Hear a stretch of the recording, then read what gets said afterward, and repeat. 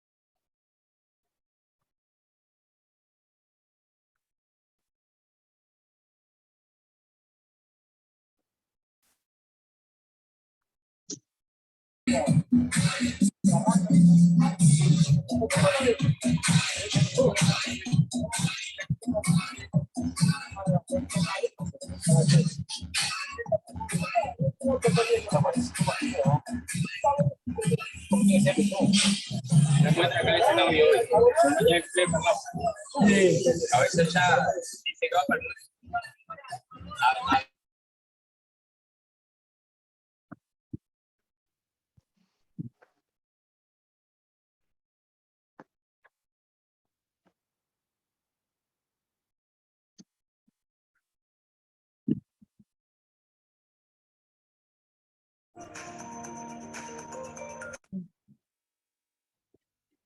Tá bom, não assim.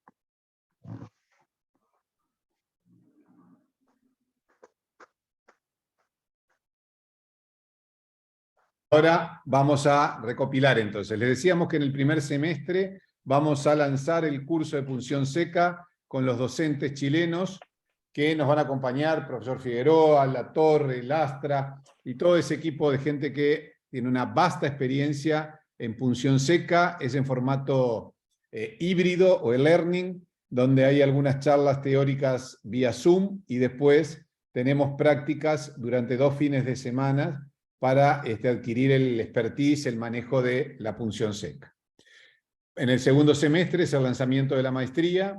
Esperamos contar con todos los interesados que puedan acercarse y que quieran acercarse. Estamos apostando estrictamente, en este caso, a la maestría en ortopedia y traumatología. Y ahora, sin más, vamos a darle participación al profesor Osvaldo Patiño, que nos va a acompañar con un tema sumamente interesante y difícil, como es el codo, y en esta condición de codo rígido. Varios habremos tenido ya experiencias sobre codo y sabemos que es una articulación bastante desagradecida, en este caso, además, cuando no conseguimos la movilidad del mismo.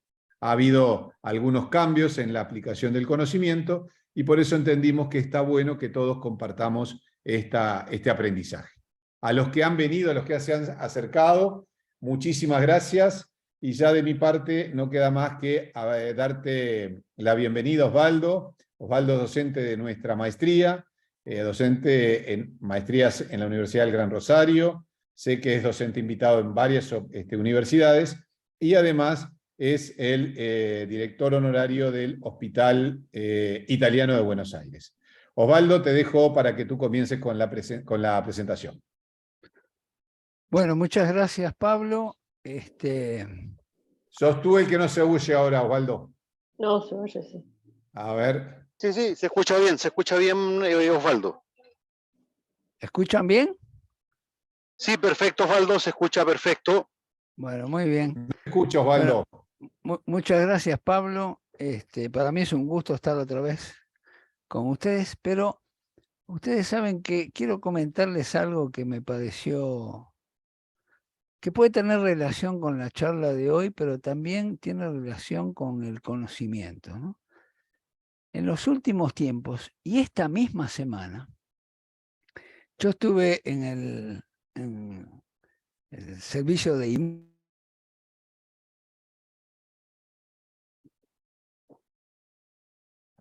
Osvaldo.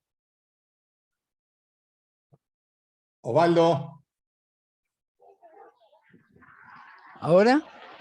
Ahora sí, volvió el audio. No sé por qué se cortó, porque no toqué nada. Estos son los sistemas electrónicos. Bueno, les decía que me llamó la atención algo que ya vengo viendo desde hace bastante tiempo. Estuve en la sección de imágenes del Hospital Italiano, pero simplemente porque tenía que ver un paciente junto con el subjefe del servicio, un paciente muy complicado. Y en la sala de espera... Osvaldo.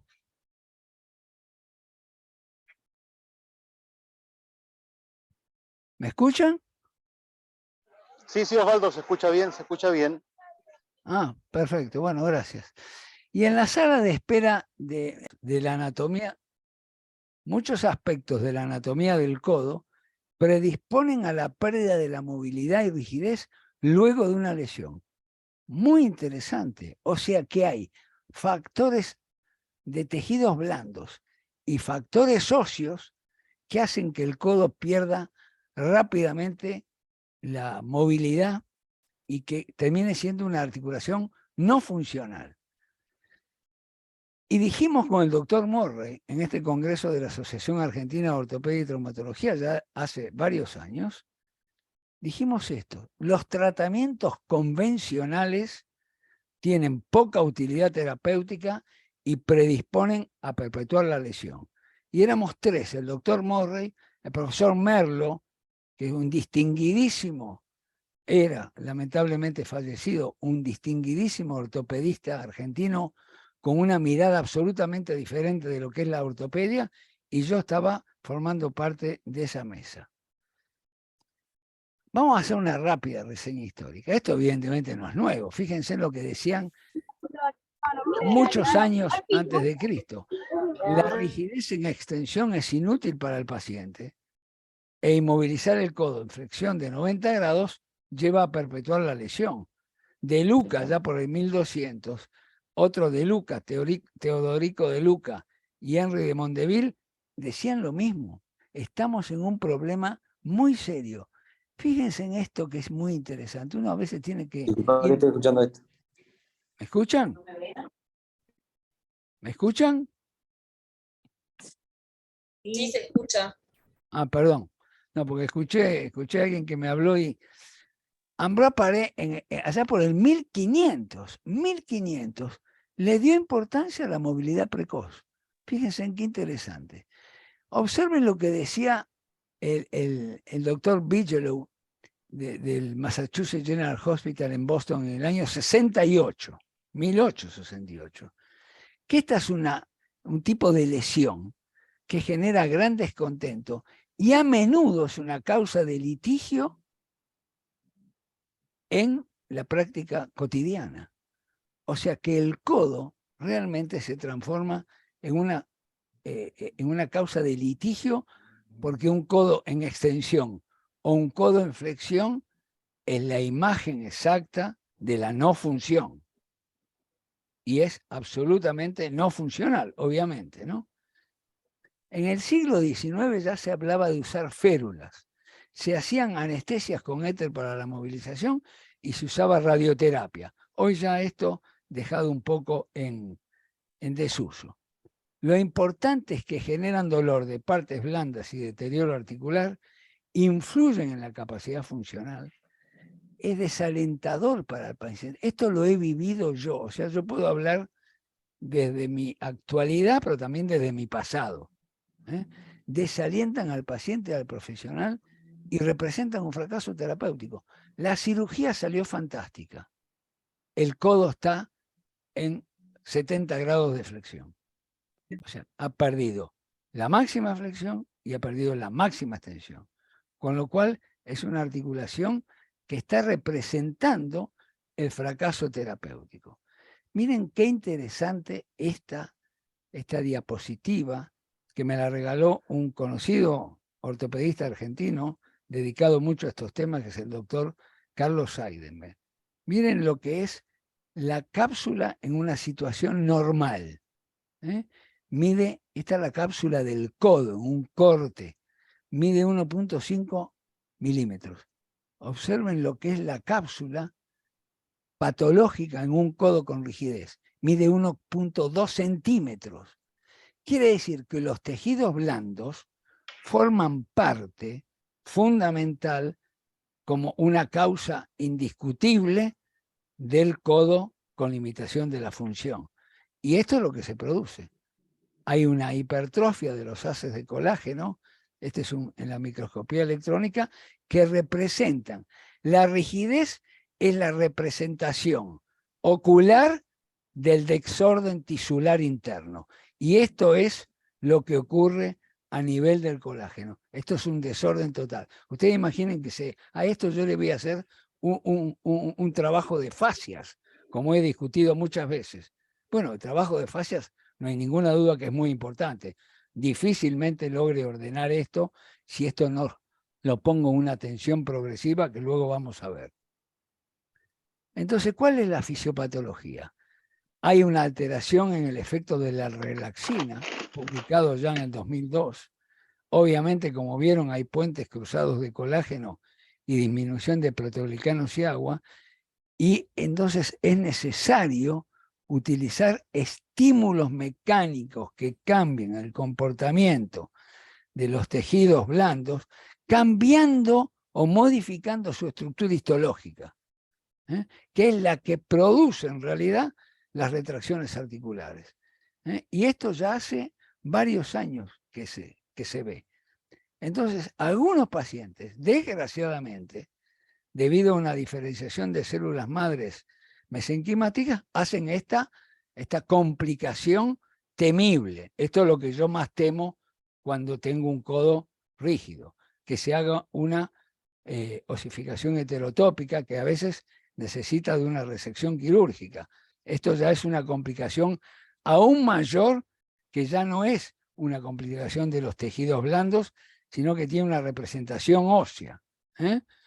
Esto se da en el 48% de los pacientes tratados, muchas veces por fracturas y luxaciones del codo, en un 17% en tipo 3 y 36% fracturas tipo 4 de la cabeza radial. Quiere decir que estamos, señores, frente a un problema al cual hay que prevenirlo y entenderlo claramente. Entonces, ¿a qué nos llevó esto? Debido a los múltiples fracasos que yo mismo he tenido, dije, bueno, ¿qué puedo hacer? Yo tenía pacientes quemados con codos rígidos, o sea que tenía lesiones de la piel, lesiones de los tejidos más profundos, pero además tenía limitación de la movilidad articular. Era una conjunción imposible de vencer. Entonces dije, bueno, yo movilizaba a los pacientes, iba a quirófano, el paciente seguía con el codo y ganaba 10 grados, que era insignificante.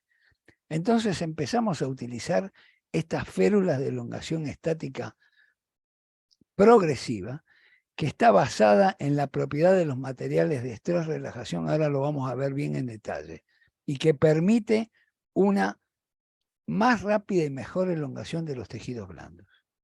Entonces, tuve que cambiar absolutamente el concepto que yo tenía y entender que la hipertrofia de los tejidos blandos, parecido a la hipertrofia de la cicatrización de los pacientes quemados, estaba inserta dentro de la articulación.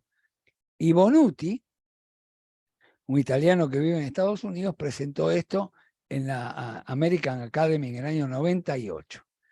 ¿Qué son estas férulas de estiramiento estático progresivo?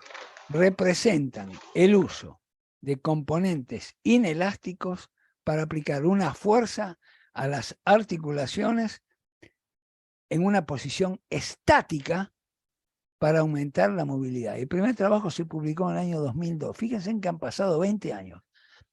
Yo les digo, no he visto en Argentina y en países limítrofes la utilización de estas férulas. Es una cosa insólita, porque ya pasaron, esto no es de ahora, han pasado más de 20 años. Entonces quiere decir que no buscamos nuevos caminos, y este es el desafío, y se lo digo a la gente joven, es el desafío de los próximos 20 a 30 años. Tenemos que buscar nuevas terapias y no seguir haciendo terapias convencionales que llevan al fracaso, sobre todo en estas situaciones complicadas. Fíjense en esta terminología, el CRIP. ¿Qué es el CRIP? Representa la progresiva elongación de los tejidos en el tiempo con la aplicación de una fuerza constante. Yo tomo una férula de yeso, que eso es lo que hacía en ese momento, y se la pongo al paciente. Entonces, ahora son las 9 de la noche. Bueno, a las 9:30, 10, la férula de yeso ya dejó de hacer su trabajo. Ya el tejido se acostumbró a este tipo de elongación inmodificable. Lo que sí que la férula de yeso me va a impedir que el codo se flexione. Sí, pero no me va a permitir que se estire. Entonces, el CRIP es una buena propiedad. Hay que utilizar la férula de yeso o de termoplástico para que ustedes tengan a mano, pero sepan que la fuerza es constante y pasado un tiempo no ejerce más acción. Entonces viene esta propiedad fundamental y que es un poco el razonamiento de la física para la aplicación de este tipo de férulas, que es la relación estrés-relajación. ¿Qué representa esto? La progresiva reducción de una fuerza requerida para mantener una longitud determinada. Quiere decir que yo pongo en tensión a estos tejidos y a medida que voy logrando aumentar la tensión, se va reduciendo la necesidad de poner más fuerza. Esto es clave no solo para el codo, sino para el hombro, para la muñeca, para la cadera, para para la rodilla y para el tobillo. Es verdad que hay algunas articulaciones que hacen mucho menos retracción, pero pensemos, por ejemplo, en el hombro congelado o una rodilla rígida. La cadera no tiene tantos problemas y en general el tobillo es una articulación que tiene más problemas a nivel articular que de tejidos blandos, pero puede pasar también. Entonces, muy importante es esto. ¿Qué es lo que yo hago en definitiva? Yo hago esto. Aplicando las férulas, en lugar de generar una compresión, que es la que yo haría si lo quiero movilizar con fuerza al paciente, lo cual va a generar un disparo inflamatorio que va a liberar mediadores inflamatorios que van a perpetuar la lesión en lugar de mejorarla. Yo traslado la articulación, la interlínea articular fuera del codo. Y esta posibilidad me hace que yo pueda aplicar una fuerza mucho más eficiente para tratar esta rigidez. Y esta es la férula. Esta es la férula que idearon los americanos, que tiene una toma proximal y una toma en el antebrazo, como ustedes ven acá, que tiene un eje articular donde tiene que coincidir con el eje articular, y yo voy colocando tensión para la flexión o tensión para la extensión. ¿Cómo se usan? Son sesiones de 30 minutos. Uno tiene cada 7, 8, 10 minutos. No hay un número mágico. Ustedes me dicen, ¿por qué no 35 o 40? Bueno, yo he tenido pacientes casi una hora. O sea, no hay un número mágico. Esto es como para tener una idea. Se ajusta el nivel de estiramiento cada 7, 8 minutos. No hay que provocar dolor. Y sobre todo hay que mantener el eje articular. Y lo importante es lo que yo señalo acá con la flecha, es mantener un dolor. El paciente no tiene que estar lagrimeando cuando le estoy estirando los tejidos que están retraídos. Hay que mantener un dolor 2-3. ¿Por qué? En una escala de 0 a 10. Porque eso a mí me permite estar seguro que no va a haber liberación de nuevos factores de crecimiento inflamatorios, sino que me permite a mí que los tejidos respondan sin que se inflamen. Esto es muy importante. Hicimos un trabajo, ahora ya lo tenemos mucho más grande, pero le muestro uno de los trabajos originales, en donde comparamos un protocolo de tratamiento utilizando férulas de estiramiento estático progresivo y un plan de ejercicios. Por supuesto que pueden también usar alguna técnica manual. En general yo no utilizo agentes físicos. Digo esto porque he visto gente que hace ondas de choque en codos rígidos y hombros rígidos, lo cual es una barbaridad. Entonces, hacer un plan de ejercicio, pueden hacer alguna técnica manual, la que ustedes manejen mejor, comparándolo con los tratamientos convencionales de rehabilitación. Tomamos 32 pacientes, 26 de ellos habían recibido tratamiento convencional y 6 eran vírgenes de tratamiento.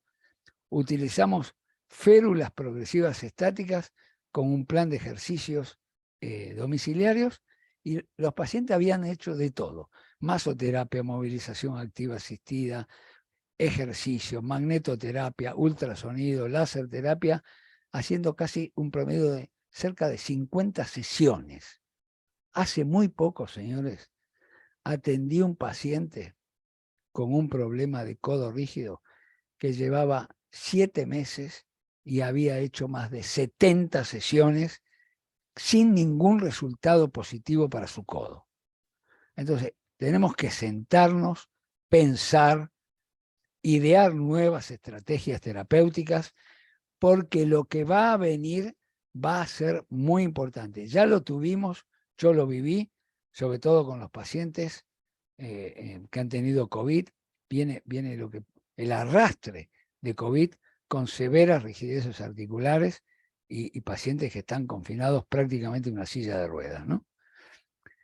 Evaluamos con una escala VAS para dolor y con goniometría a ciegas por un solo evaluador que no formó parte del tratamiento.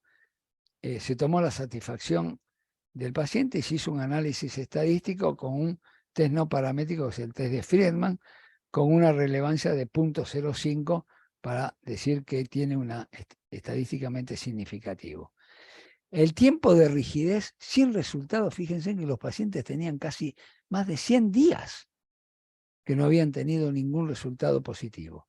El dolor tuvo una diferencia estadísticamente muy significativa, lo mismo que la flexión, la pronación y la supinación, a pesar de que la férula que yo les mostré es solamente para flexión y extensión. Hay otro tipo de férula muy parecida que se utiliza para pronación y supinación. No tuvimos gran diferencia en la extensión, fue más difícil lograr mejoría en la extensión, aunque había una tendencia a la mejoría, una satisfacción muy importante y todos los pacientes completaron el tratamiento. Aquí tienen, este es un paciente que hizo un tratamiento diario, este no es un truco fotográfico, no es mi estilo hacer trucos fotográficos. Este es un paciente real, paciente mío que logró una muy buena extensión y una flexión muy funcional. Tiene contraindicaciones esto. Una es la inestabilidad articular. Primera pregunta que le hago a un cirujano, que me va a derivar un paciente con un codo rígido, es, más allá de la rigidez que da estabilidad, quiero saber si la articulación está inestable, porque lo que da estabilidad es la rigidez de los tejidos blandos. Que no tenga un proceso inflamatorio severo, que no haya una necrosis avascular, obviamente infección, esto que les hablaba, fracturas inestables, osificación heterotópica, no hay un resultado sobre la osificación heterotópica y tampoco sobre la exostosis. O sea que uno tiene que hacer un estudio muy exhaustivo antes de utilizar esto. En conclusión, tuvimos mejoría solamente con 2 semanas de tratamiento. Mejor resultado en la flexión, estadísticamente significativo, disminución del dolor, estadísticamente también significativo, una alta satisfacción y no tuvimos efectos colaterales.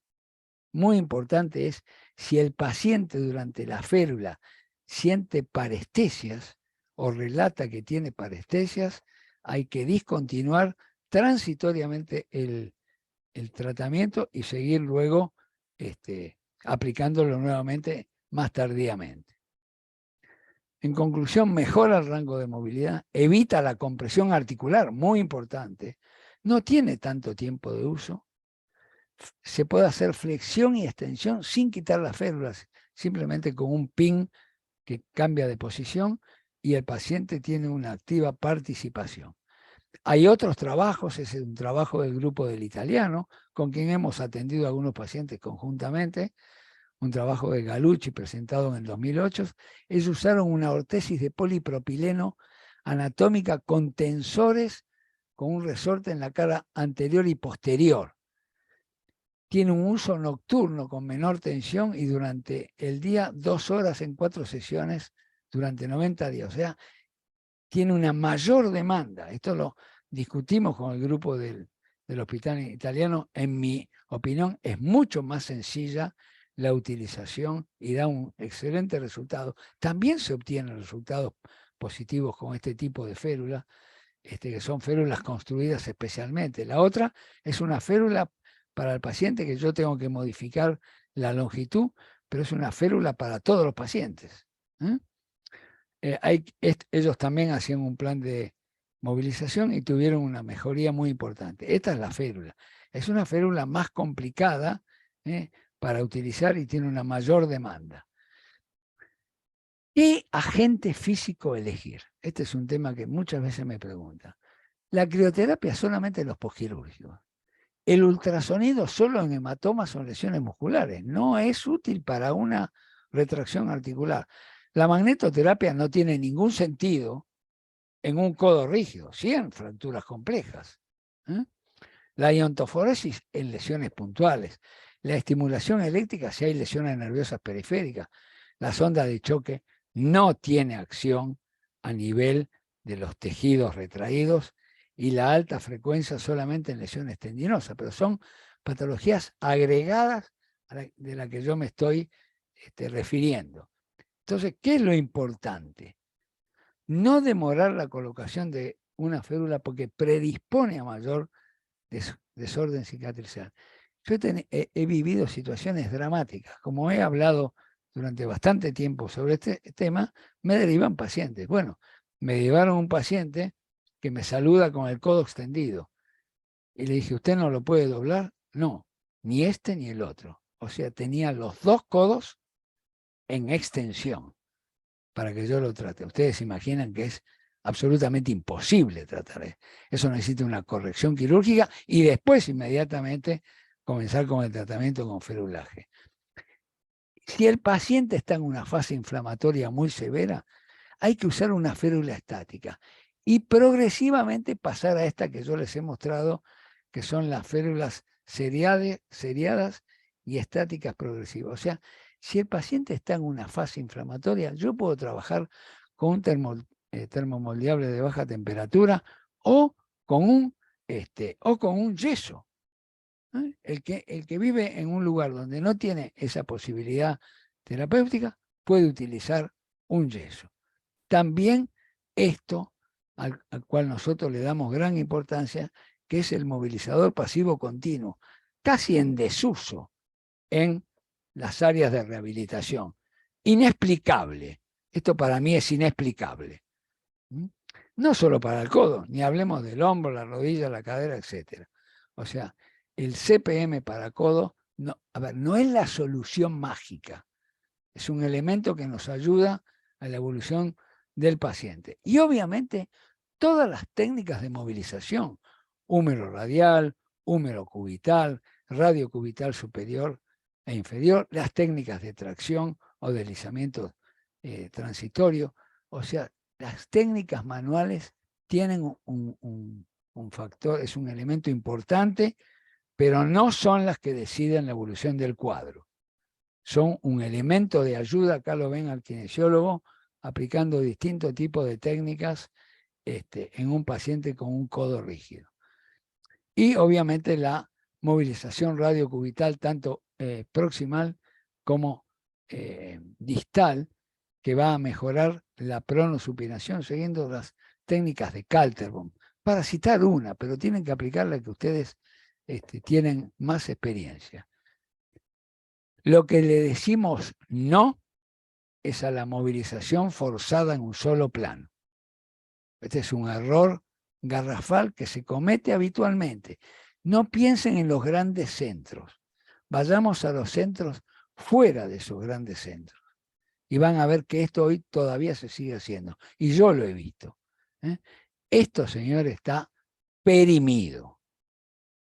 El gabinete con 2 o 3 equipos de fisioterapia, la onda de choque, a ver, yo utilizo onda de choque hace más de 20 años, pero no para este tipo de patología. Los ejercicios contra resistencia, darle resistencia a un tejido retraído es casi ridículo.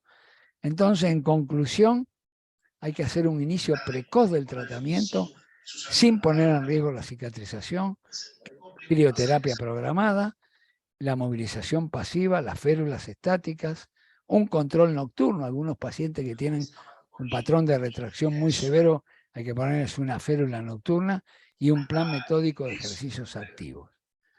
Ahora bien, ¿cómo evalúo una rigidez de codo? ¿Solo por la movilidad o existe alguna escala funcional? Fíjense, este es el score de Shanghái, que tiene 3 secciones. La capacidad de mover el codo, síntomas relacionados al codo y un test manual de fuerza muscular, y el paciente que reúne 100 puntos está en la mejor condición. Esto después lo pueden encontrar ustedes en internet, mide cómo una persona puede abrir una puerta. Con un codo rígido nadie puede abrir una puerta, depende del grado de movilidad que tenga, pero si está muy rígido es muy difícil. Cómo usa el mouse de una computadora, cómo está su nervio cubital, que muchas veces está atrapado. Este es un detalle muy importante que el kinesiólogo tiene que pesquisar. Está atrapado el nervio en el magma cincatrizal, etcétera, etcétera. Esta es no todo lo viejo hay que tirarlo al tacho de la basura, ¿no? Fíjense, esta es una clasificación de rigidez del año 94. Entonces, leve o grado 1 tiene más del 70% de la movilidad. Moderada o grado 2 tiene entre el 40 y 70% de la movilidad. Grave o grado 3, estos son los pacientes que yo tengo, estos son los que tengo en este momento, 3 pacientes con este problema, entre 20 a 40% de la movilidad. Y severa o grado 4, menos del 20% de la movilidad, donde a veces en el grado 3 y grado 4 es necesario hacer una liberación quirúrgica, pero inmediatamente el terapeuta, el fisioterapeuta, el kinesiólogo, tiene que empezar a hacer un trabajo sobre esa articulación, porque esos tejidos, así como se quedaron rígidos, tienen la memoria de la rigidez instalada. Esto es muy importante entenderlo. No existe el bisturí mágico. Esto es una discusión que yo tengo con los cirujanos. El bisturí es un elemento que corta y el artroscopio es un elemento que puede liberar partes blandas, pero no es magia. Entonces, la magia está cuando se haga una muy buena cirugía con un rehabilitador entrenado en este tema. Como me equivoqué muchas veces, yo tomé esta frase de James Freud. La experiencia enseña lentamente y muchas veces a base de errores. Entonces, a mí siempre me gusta terminar con alguna frase de alguien que me deja una enseñanza. Como esto lo he vivido de los dos lados, con el fracaso absoluto y con un éxito bastante interesante, entonces por eso le puse yo esta frase. Bueno, señores, muchas gracias por escucharme y estoy dispuesto a contestarles preguntas o dudas o reflexiones. Muchas gracias, Osvaldo. La idea esta vez, o este proceso, esta línea de charlas, es hacer charlas relativamente breves para que puedan preguntar y para que podamos intercambiar ideas de todas las cosas que se les pueda ocurrir. No hay nada que pueda ser un disparate. Hay que animarse, hay que preguntar, hay que superar esa sensación de que ¿y qué voy a decir? Para que con la duda de uno aprendamos todos. Así que bueno, dejamos abierto para preguntas. Se pueden hacer en forma directa, en forma oral, o si quiere escribir a alguien en el chat, está habilitado para que puedan escribir.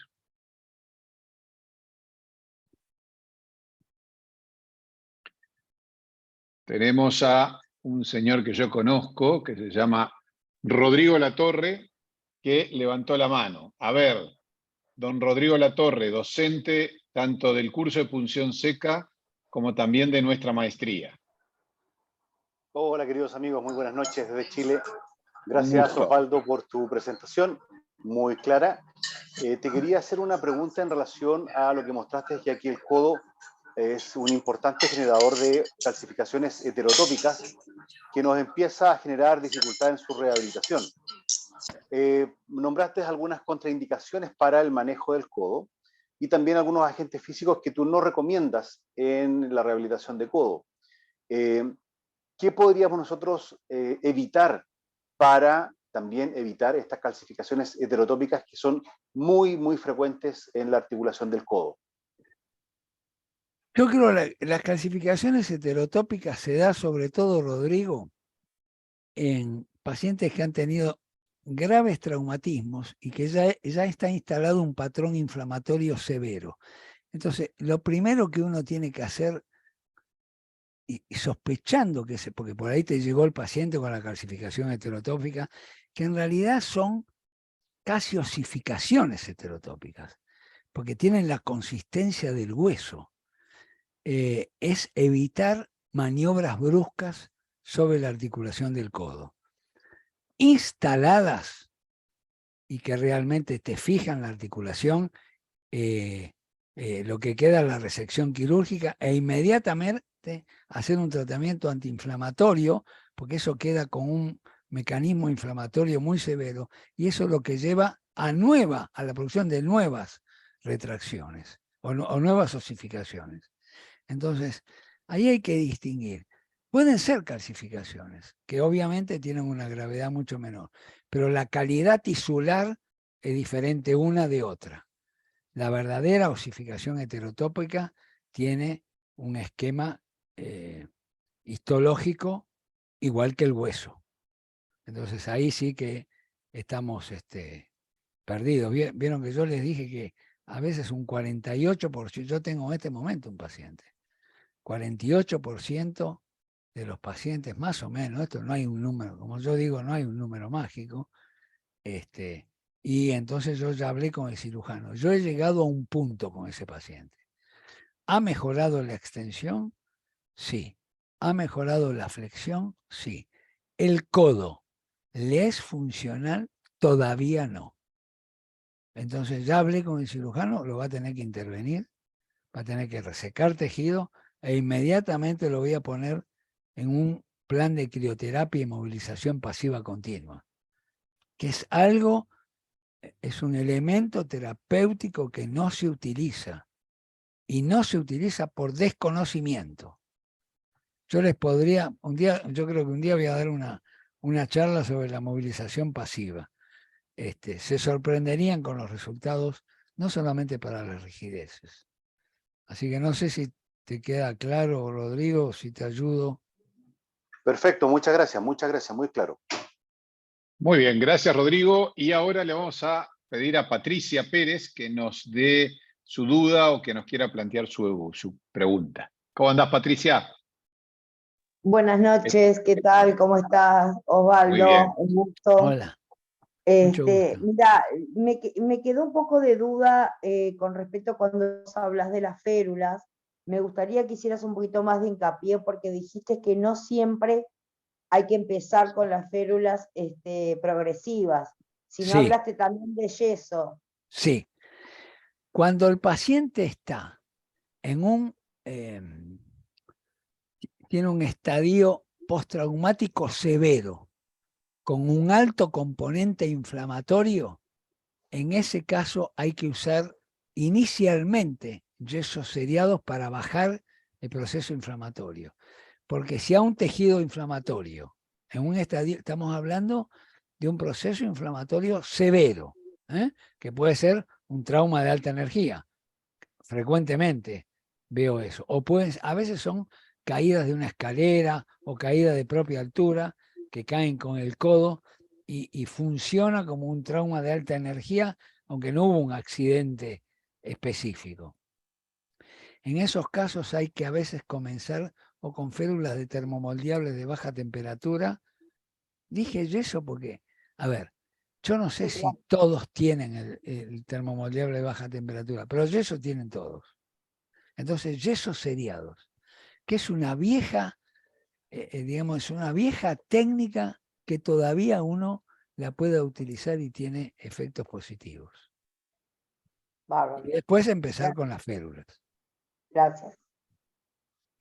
Tenemos también, gracias Patricia, tenemos también una pregunta por vía del chat que nos la hace Nancy Arambillete y dice, ¿recomienda el uso del artromotor en movilización pasivo de codo en forma estática mantenida por 7-8 minutos cuando no tenemos acceso a la férula? Sí, yo recomiendo usar la movilización pasiva. Si tienen un movilizador pasivo continuo de codo, por supuesto que sí. Porque la movilización sin carga, que es la que da el movilizador pasivo continuo, permite una calidad cicatrizal diferente. Esto vale no para el tejido blando, vale también para el cartílago articular. Miren, hace muy poco estuve, antes de la pandemia nos ha aislado realmente un poco, pero estuve con un famoso cirujano americano y hablando de rodillas, no hablábamos de codo, ¿no? Entonces yo le dije, decime una cosa, vos cuando vas a liberar una rodilla rígida, en traumatismos de alta energía, fractura de la extremidad distal del fémur, complicadas con la tibia, ¿vos usás el movilizador pasivo? Me dijo, te lo voy a decir más claramente, Osvaldo, yo no opero si no tengo un movilizador pasivo después de la cirugía. así textual. Y quien lo dijo es un hombre del Special Surgery de Nueva York, que es un hombre que tiene un nivel muy, muy importante, vino acá al Congreso de Ortopedia. Eso porque habíamos discutido en la mesa redonda sobre la acción de los movilizadores pasivos. A ver, no es que los movilizadores pasivos son mágicos. Lo que no podemos desconocer los kinesiólogos, que existen. Esto es indiscutible.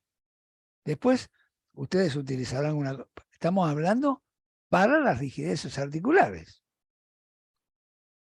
No podemos desconocer esto, porque estamos perdiendo un arma terapéutica que, bueno, el canadiense que empezó con la movilización pasiva ha sido nombrado uno de los médicos del siglo. Así que me parece que tiene cierta importancia.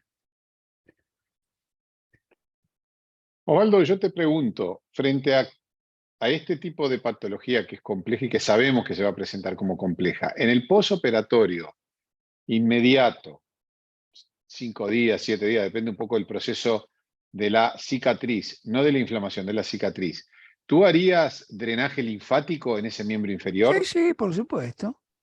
Sí, sí. Esas técnicas están todas incluidas. Yo me referí específicamente a esto porque creo que es la llave para los codos rígidos. Pero por supuesto que el drenaje linfático lo utilizo sistemáticamente en todo proceso en donde está instalado la rigidez articular. Porque previo a la rigidez hubo edema. Y a veces hay edema más rigidez. Así que desde ya lo considero absolutamente útil. Lo que no considero útil es lo que yo hacía. A ver, voy a hablar de mí. Es lo que yo hacía hace 30 o 35 años. Yo hacía ultrasonido, hacía onda corta y algún ejercicio y le forzaba el brazo. Esto está enterrado. Tenemos que enterrar viejas estrategias terapéuticas, porque lo que viene vamos a tener pacientes mucho más graves. Yo estoy viendo, posterior a la pandemia, mi consultorio y el hospital ha cambiado significativamente. Cada vez tengo pacientes más complicados que me hacen empezar a ver otras posibilidades terapéuticas. No solo en cuanto a las técnicas, no solo en cuanto a las técnicas manuales, sino en cuanto a las posibilidades de agentes físicos. Hay que modernizarse. Y el kinesiólogo tiene que tener la idea de que tiene que cambiar. Todos tenemos que cambiar, yo también. Y el cambio, ¿saben cuál es? Muy simple. Es el conocimiento profundo que puede dar una especialidad, una maestría, etcétera, etcétera. Esta es la realidad. Estamos desperdiciando muchos conocimientos por no tener claramente y por no tener a veces gente que pueda guiar de alguna manera el trayecto de ese profesional dentro de la vida profesional. Entonces es fundamental. Yo hablo en base a mi experiencia personal. Yo en algún momento de mi vida profesional me sentí perdido. Porque claro, primero venía el paciente con un desgarro muscular, bueno, no me era tan complejo. Bueno, ahora ya me vienen pacientes con 6 desgarros musculares en el mismo lugar. Ya estoy en una situación muchísimo más completa. Nombré algo simple, ¿no? Para ejemplificar. Pero hay que entender que sin estudio profundo de las ciencias básicas, no es posible avanzar. No está ni el aparato mágico, ni la maja, ni la mano mágica, ni la aguja mágica, ni nada de eso. No hay nada mágico. Lo mágico es el conocimiento profundo de las ciencias básicas. He sido contundente porque realmente, después de algunos años, uno ya ha perdido paciencia después de repetirlo, ¿no? No, pero está muy bien que dejemos en claro que, bueno, estamos en otros siglos, incluso en el siglo XXI, y necesitamos hacer terapéutica del siglo XXI. Y no, Claro. y no quiere decir que hagamos mal toda nuestra terapéutica, pero sí que a veces tenemos que mejorar la administración de la misma. O sea, no se puede hacer exactamente lo mismo a las 48 horas del paciente operado, a las 6 semanas del paciente operado y a los 3 meses del paciente operado.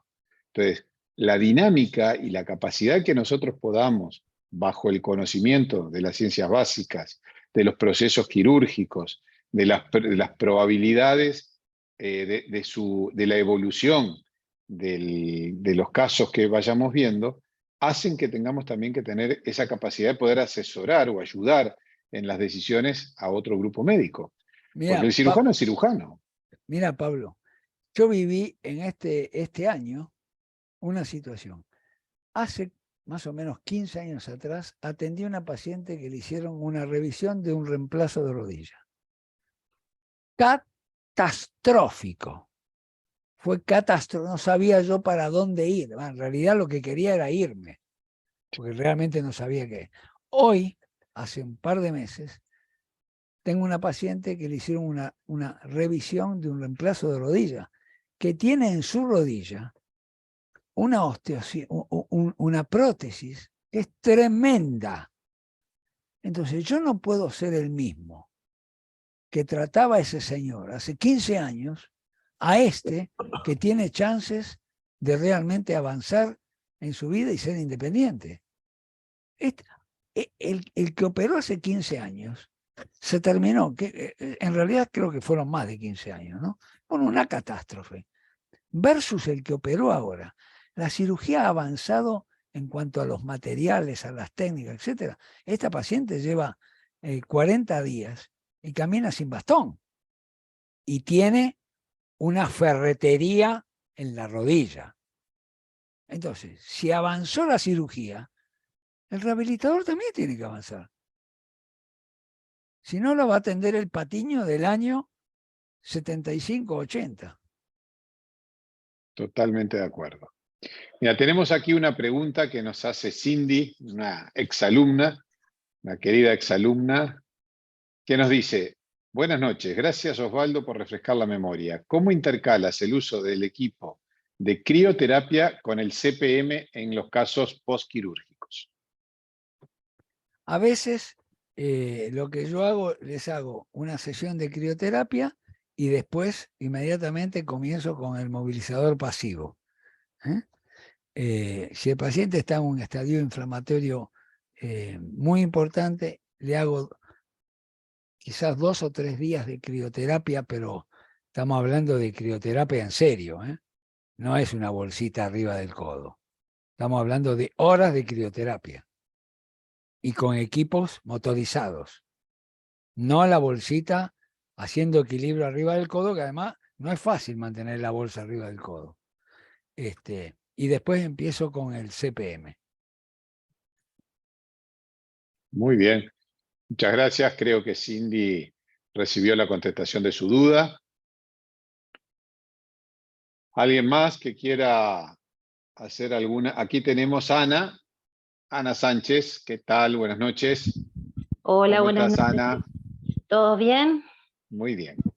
Un placer primero verlo a Osvaldo después de tanto tiempo, de haber hecho algunos cursos con él en la UBA en Buenos Aires, hace mucho tiempo.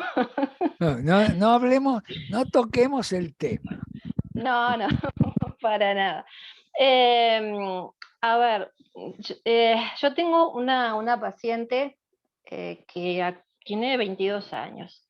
Esta chica tuvo un accidente hace ya año y medio. Ahora hemos logrado convencer a los traumatólogos. Acá los tiempos son como muy lentos. Osvaldo está hablando de cosas, o sea, de acciones inmediatas, donde uno, más allá que comentó de algún paciente que estuvo 7 meses en rehabilitación y no había logrado nada, este caso es uno de que lo tuvimos casi 10 meses en rehabilitación y no logramos mucha cosa hasta que fuimos manteniendo la rehabilitación hasta que, bueno, logramos la consulta con los especialistas en traumatología que deciden operar, pero que todavía no la han operado. ¿Tá? Se supone que la van a intervenir ahora en abril. Mi pregunta viene a lo siguiente, o sea, en base a lo que tú estás planteando de las movilizaciones mantenidas y las férulas mantenidas, bueno, que acá en Paysandú podríamos tener acceso al termoplástico para poder colocar eso. Si no tenemos esa férula, no tenemos ese inmovilizador, que no contamos con eso, podríamos, o sea, sería bueno pensar en realizar las movilizaciones mantenidas pasivas en forma manual, que por supuesto no vamos a lograr las mismas tensiones porque no lo vamos a poder mantener en esos 7-8 minutos que tú planteas, o qué se podría plantear para poder lograr algo similar. Ana, tendría que ver a la paciente, tendría que ver qué patología tiene, pero... Sí, tiene una rigidez de codo, o sea, quedó con Bueno, ese anda codo. a usar yesos seriados. Bien. Entonces, trabajo el codo y logré cierta movilidad. Gané 7 grados. Le haces en esa posición un yeso. Y con ese yeso viene mañana. Eso es atención diaria. Sí. Eso es atención al menos de lunes a viernes seguro. Sí, de lunes a viernes seguro. Y bueno, yo he inaugurado un nuevo sistema de atención, que es de lunes a domingo. A veces hay que atender porque la patología los sábados y domingos no se va de vacaciones. Persiste. No, porque no. Entonces, este sistema hospitalario, o sea, por eso las consultas en cuanto a que no... Mira, en la vida, Ana, en la vida hay que buscarle la vuelta de alguna manera. De alguna manera tenés que buscarle la vuelta. Se turnan, un día va uno, un día va otro. Yeso seriado, le hago un yeso. Viene al otro día, le saco el yeso, trabajo con ella, logro 2 o 3 grados más. Otra vez el yeso. En otro yeso, ¿no? Sí. No dejar el mismo, sino que ir, eso que yo mostré de CRIP, es como es una fuerza inicial, no tan efectiva a lo largo del tiempo, pero por lo menos la primera hora el paciente va a tener una fuerza que le va a frenar el codo, porque el codo va a tender a retraerse. Sí. Lo dijo Morrey, que es realmente, diría, el padre del codo. Morrey lo decía que ya la anatomía del codo, debido a una cápsula muy fina que tiene una fibra muscular del braquial anterior, y que frente a la inflamación no tiene posibilidad de defenderse bien, porque es una articulación muy apretada. Es diferente a la cadera. Yo rara vez he atendido una cadera en flexión, y codos en flexión cientos he atendido. Entonces, vas cambiando la posición de la férula, pero lo que ustedes tienen que lograr, estas férulas que yo les mostré, no son férulas que tienen un costo enorme.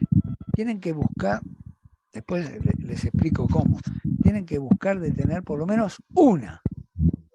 Con una les alcanza para todos los pacientes.